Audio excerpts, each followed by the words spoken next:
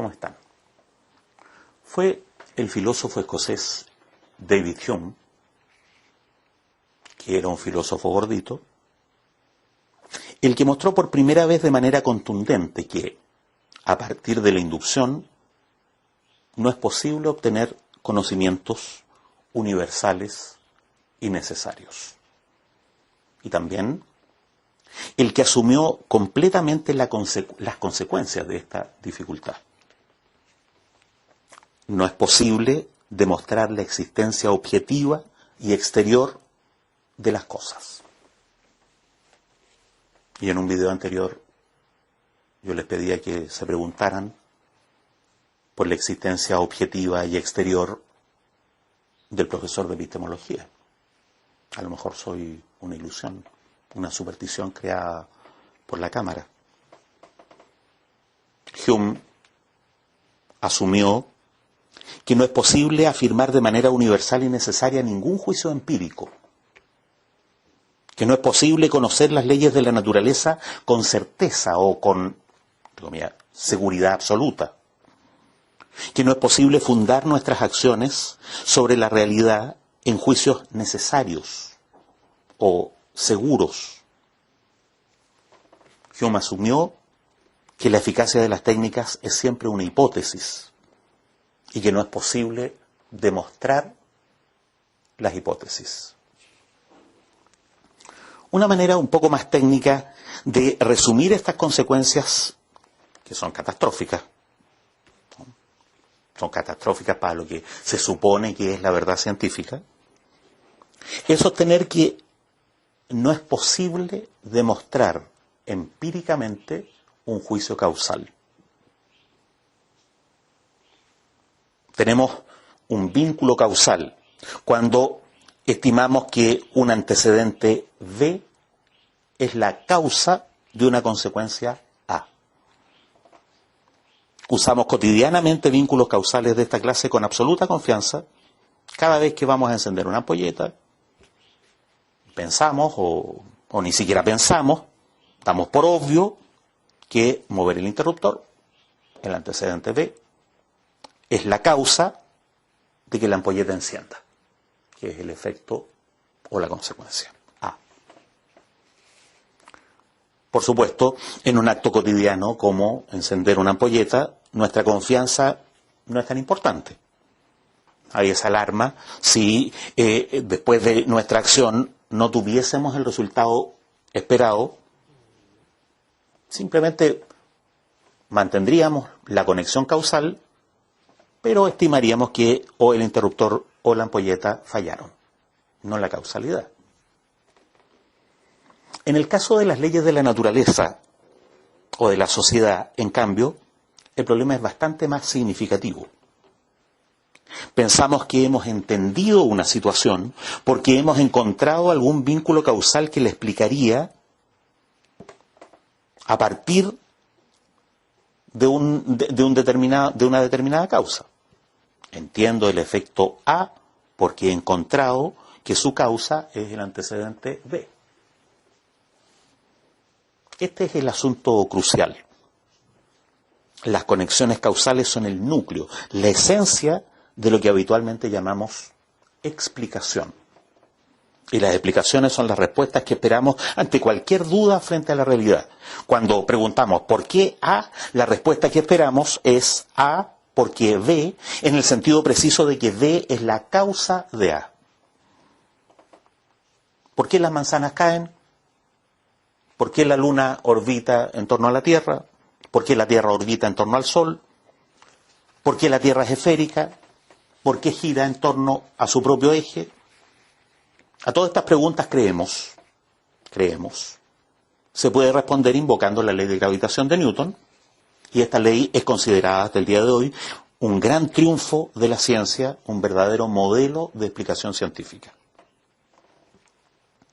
El propio Newton, sin embargo, notó ya en el siglo XVII que en realidad su ley no explica nada, solo describe los eventos que acabo de enumerar a través de un formalismo matemático que permite calcular sus detalles con algún grado de éxito. Hume llevó esta sinceridad de Newton a su extremo. En realidad, ninguna ley científica explica nada. Y esto ocurre porque no es posible demostrar empíricamente las conexiones causales que parecen contener. Y como hemos insistido ya, esto ocurre a su vez porque las inducciones con que fundamos nuestra confianza en los vínculos causales no permiten demostrar ninguna afirmación empírica. Uno de los grandes logros de la modernidad, en cambio, es que al operar sobre la realidad no se limita a modificar solo lo visible, lo inmediato, sino que busca, más allá, las causas que animan lo observado. La realidad inmediata es considerada solo como una apariencia, solo como un ámbito de efectos que surgirían desde causas que no son inmediatamente visibles, pero que pueden llegar a ser conocidas y controladas. El fundamento de la operación tecnológica moderna, a diferencia de la de cualquier otra cultura anterior, consiste en operar sobre las causas para, desde ellas, modificar los efectos. No es suficiente con bajar la fiebre de un paciente. Es necesario saber la causa. Si logramos observar el bacilo de la tuberculosis, entonces sabemos que combatiendo el bacilo, la causa, lograremos evitar el efecto, la fiebre. La imposibilidad de demostrar las conexiones causales es entonces particularmente grave. Si la tomáramos de manera estricta, no podríamos explicar nada y a su vez no podríamos actuar sobre ninguna realidad. La gravedad de esta situación se puede ver mucho más claramente si consideramos su conexión con la idea de comprender. Al preguntar ¿por qué A?, respondemos A porque B. Pero también podemos preguntarnos ¿por qué B? Y responder B porque C, pero también ¿por qué C? Y respondemos C porque D, y luego D porque E porque F. Esto es lo que se puede llamar retroceso causal. Lo que estamos diciendo es que F es la causa de E es la causa de D es la causa de C es la causa de B, y por fin B es la causa de A. Es alcohólico porque es pobre. Es pobre porque carece de educación. Carece de educación porque sus padres no tenían medios para dársela. Sus padres carecían de medios suficientes porque eran explotados. Eran explotados porque estamos en el sistema capitalista. Estamos en el régimen capitalista porque los europeos son más inteligentes, porque son blancos, no porque son cristianos. Son blancos y son cristianos porque Dios lo quiso así. Desde luego, si queremos combatir el alcoholismo, no necesitamos un retroceso causal tan amplio. Podemos quedarnos con la primera causa, combatir la pobreza. O con la segunda, mejorar la educación. O la cuarta, terminar con el capitalismo. Es un ejemplo, no se asusten. En cada uno de esos casos lo que podemos decir es que hemos comprendido la situación de un modo suficiente como para saber qué acciones tenemos que llevar a cabo para superarla. Se puede decir, en cada caso, que hemos retrocedido hasta alcanzar un horizonte de comprensión que nos parece suficiente. La clave de los intentos por explicar y comprender es que desde allí podemos operar sobre lo real. Si nuestras explicaciones no son posibles o no son fiables o no podríamos entonces actuar racionalmente sobre la realidad. Nuestras acciones estarían obligadas a guiarse simplemente por el azar o por un sistema de ensayo y error que no podría ofrecer garantía alguna. Y notemos también que los procedimientos de ensayo y error son procedimientos inductivos. Curiosamente, a pesar de la gravedad de estas conclusiones, los fundadores de las ciencias sociales aceptaron y convirtieron en parte de sus doctrinas la imposibilidad de demostrar empíricamente la causalidad. La principal expresión de esta tendencia es Émile Durkheim, uno de los fundadores de la sociología, para quien la ciencia social tiene que evitar formular teorías explicativas y debe dedicarse a investigar, a documentar solo descripciones de la realidad. En lugar de preguntar ¿por qué?, la pregunta ahora es simplemente ¿qué? ¿Qué hay? ¿Cómo es? Técnicamente dicho, en lugar de un nexo causal entre A y B, lo que se busca es solo una correlación entre ambos, la constatación simple, positiva, de lo dado. ¿Qué hay? Hay A y también B. Por supuesto, Durkheim asumió y recomendó la consecuencia directa de su idea. El científico social debe limitarse a describir la realidad. No debe tratar de explicarla. Consecuentemente, no debe intentar modificar la realidad, sino limitarse a señalar elementos para que otros tomen las decisiones y emprendan las acciones correspondientes. Max Weber, que es probablemente el sociólogo más fome de la historia de la sociología, repitió, y en esto consiste, entre otras cosas, su fomedad, reafirmó esta postura en su texto El científico y el político. Los científicos solo informan. Son los políticos los que deben tomar las decisiones. Hasta el día de hoy, cuando un científico social está en problemas respecto a las decisiones que se han tomado a partir de sus informaciones, la excusa más frecuente sigue siendo: no, mi papel era solo de un técnico. Yo soy un técnico, no un político. Ustedes ven cómo un ministro de Educación nombrado por la administración anterior llega al Ministerio de Educación diciendo: yo vengo en calidad de técnico, no soy un político. El antropólogo inglés Stanislav Andreski, a pesar del nombre era inglés, en un notable texto que se llama Las ciencias sociales como formas de brujería, condensó la situación de la siguiente manera: la metodología es usada como escondite. Por supuesto, en esta actitud estamos en el extremo de las críticas posibles al método científico.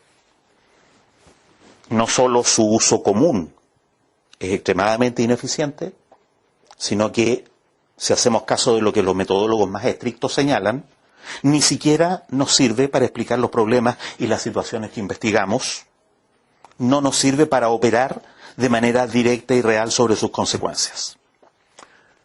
Lo que en este curso defendemos, sin embargo, no es ese extremo.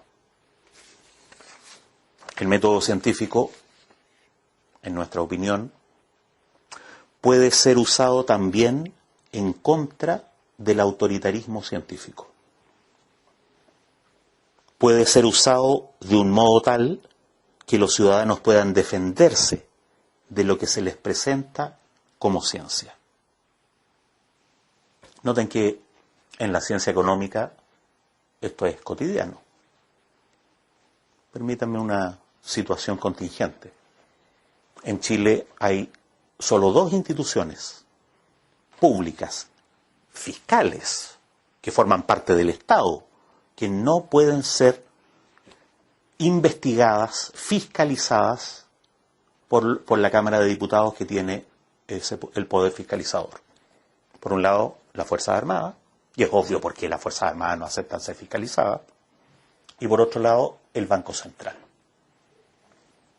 Cuando uno se pregunta ¿y por qué las Fuerzas Armadas no pueden ser fiscalizadas y los tipos pueden vender, ¿no es cierto?, los regimientos o comprar armas sin que la Contraloría General de la República intervenga? Bueno, las Fuerzas Armadas son las Fuerzas Armadas. En cambio, cuando uno dice ¿por qué el Banco Central no puede ser fiscalizado por la Cámara de Diputados?, lo que encuentra es que no. Lo que pasa es que el Banco Central se preocupa de algo que es un problema técnico, no un problema político. ¿Será cierto? Lo extraordinario es que todo el mundo sabe que no es cierto. Y entonces el discurso es técnico, pero no político, es un encubrimiento, es un falso discurso.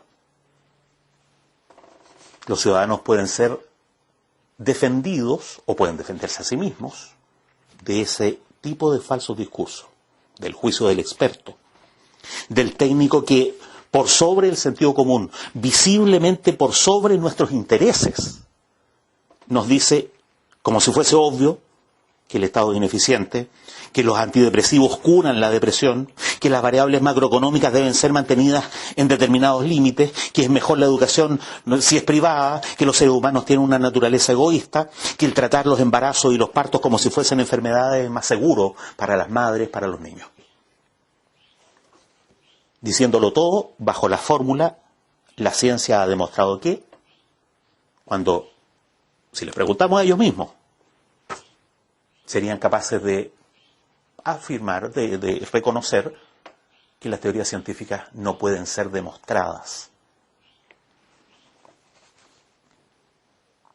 Nosotros creemos en este curso que el método científico puede ser usado de manera defensiva. El principio de este uso defensivo del método científico es entablar la polémica en el propio campo de legitimación que sostiene el autoritarismo científico. Primero, exigir que se nos muestre una garantía real de que los conocimientos que se nos presentan como científicos cumplen efectivamente con los criterios de fiabilidad de la propia comunidad científica. Y segundo, exigir que una vez que se nos muestre un saber fiable expresado en una probabilidad claramente establecida, el riesgo de la intervención sea asumido por los afectados.